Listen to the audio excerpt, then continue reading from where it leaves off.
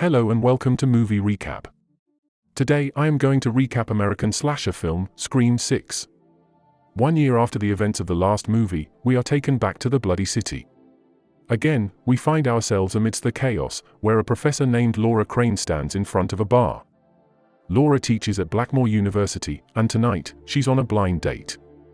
However, she's growing increasingly impatient as she's been waiting for a while, and her date is yet to show up. She finally receives a call from her tardy date, who apologizes for not finding the bar. He instructs her to come get him, and she heads into a dark, deserted alley. While still on the phone with the guy, her date's voice suddenly transforms into the notorious Ghostface voice. He reveals himself, wearing the eerie mask, and Laura is filled with fear. He proceeds to stab her multiple times. After the brutal killing, he removes his mask, unveiling himself as Jason Carvey, a student of the professor he just murdered. Jason returns home and unexpectedly encounters Tara, the protagonist of the Scream series. They engage in conversation, revealing they are acquainted. Tara departs, and Jason arrives home, placing his mask in the closet, where another Ghostface mask is found, hinting that he's not acting alone. It's later disclosed that Jason shares his home with his friend, Greg. Jason receives a call from Greg, but this time Greg speaks in the Ghostface voice. Greg questions Jason about why he killed the professor, and Jason admits he enjoyed it because she had not graded him well enough. They both decide to target the famous sisters, Tara and Sam.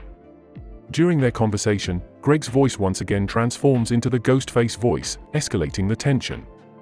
Jason becomes increasingly frightened, and the caller instructs him to check the room where he left something. To Jason's horror, he discovers Greg's dismembered corpse, causing him to panic. The true serial killer of the movie appears and proceeds to fatally stab Jason. The scene shifts to Sam, who is in a therapy session with Dr. Stone. Sam confesses that she struggles to cope with being the daughter of the infamous serial killer, Billy Loomis. She reveals that her troubles didn't end there, as her boyfriend turned out to be a serial killer who used her in his crimes.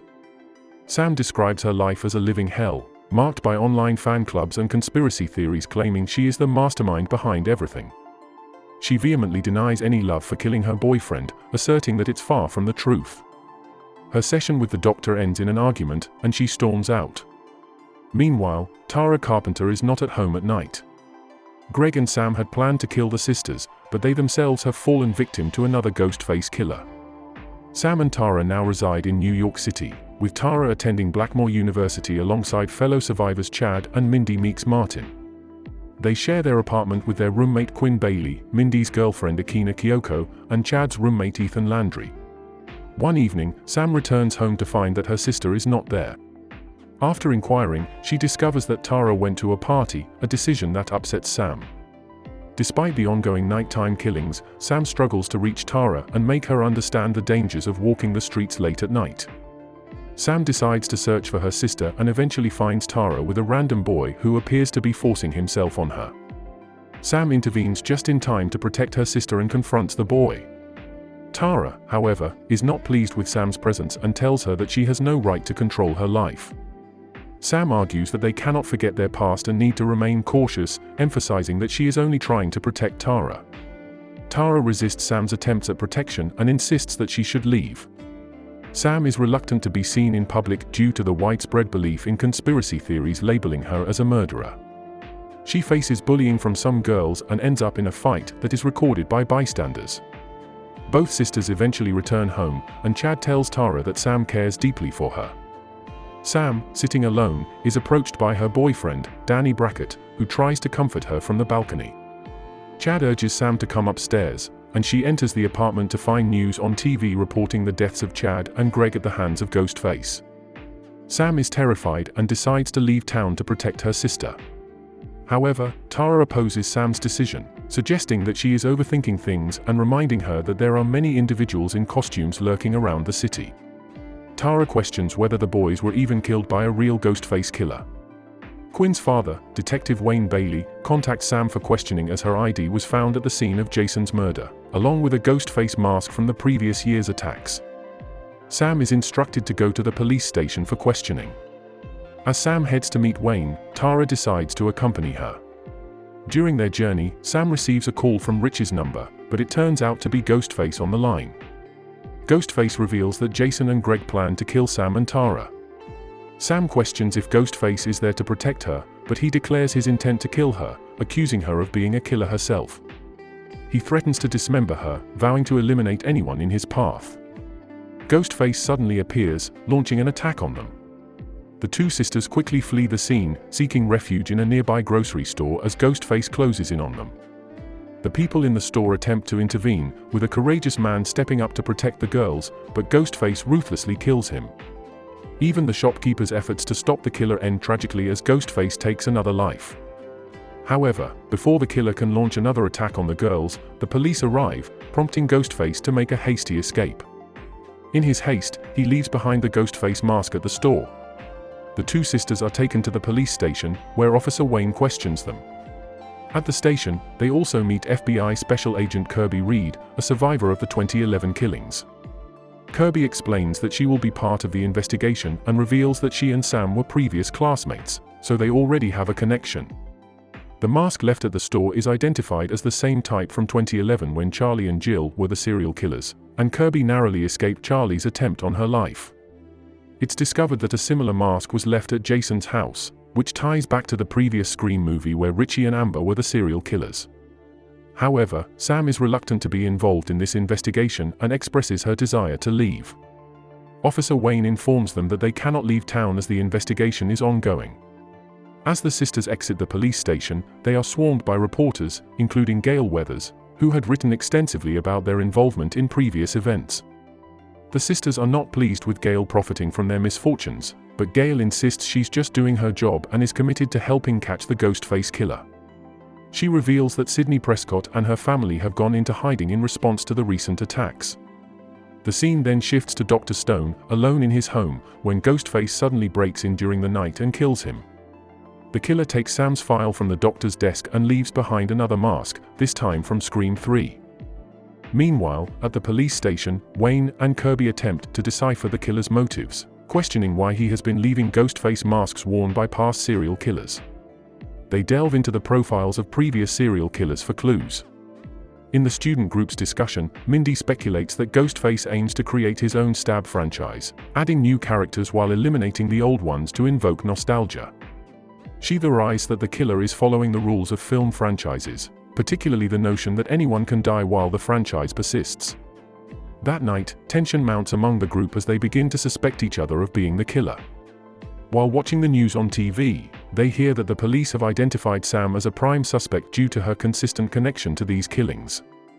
Adding to her troubles, a video of Sam being aggressive with the girls from the recent party has gone viral, painting her in a negative light given the current circumstances. Frustrated and overwhelmed, Sam decides to turn off the TV. In an attempt to support Sam and dispel any doubts, Tara, Chad, and Mindy reassure her of their unwavering trust and solidarity. They emphasize that they are a team and will always stand by her side. Meanwhile, Danny lives across the street from Sam and Tara's place. While looking out of his window, he spots Ghostface inside their apartment. He urgently calls Sam to warn her, but she doesn't answer. Ghostface launches an attack on Sam, Tara, and their friends in their apartment. Quinn is killed immediately, and Sam and the others receive the alert.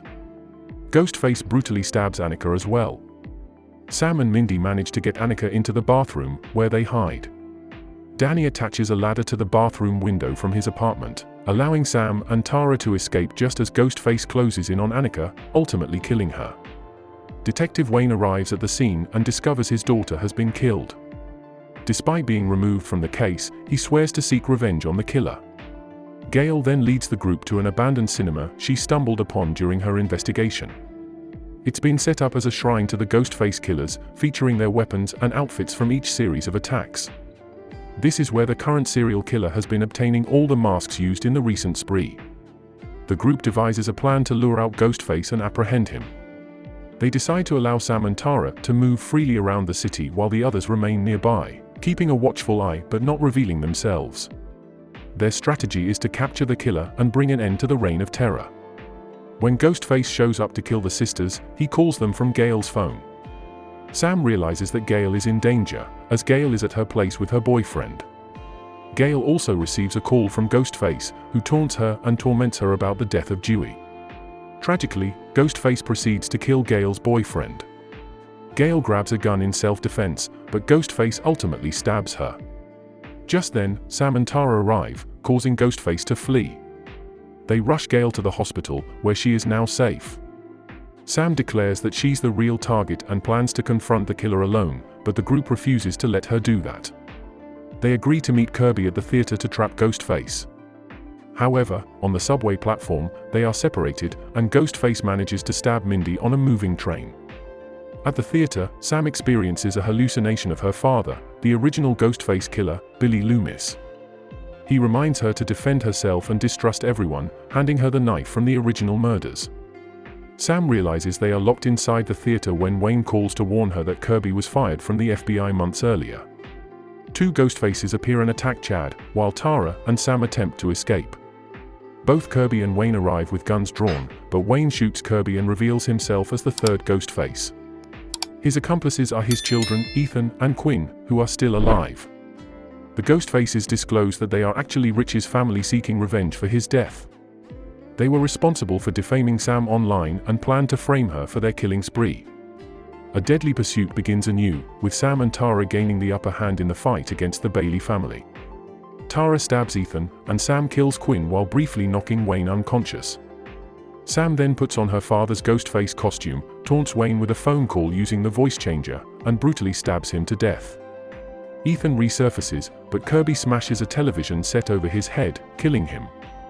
Sam agrees to let Tara live her life more independently, and Tara agrees to seek therapy. Meanwhile, the still alive Mindy, Chad and Kirby are taken to the hospital. Sam stares at her father's Ghostface mask before discarding it. She then makes her way back to the town with her sister and her boyfriend Danny. Subscribe for more videos like this, turn on the notification, and leave a like to help the channel out. Thanks for watching.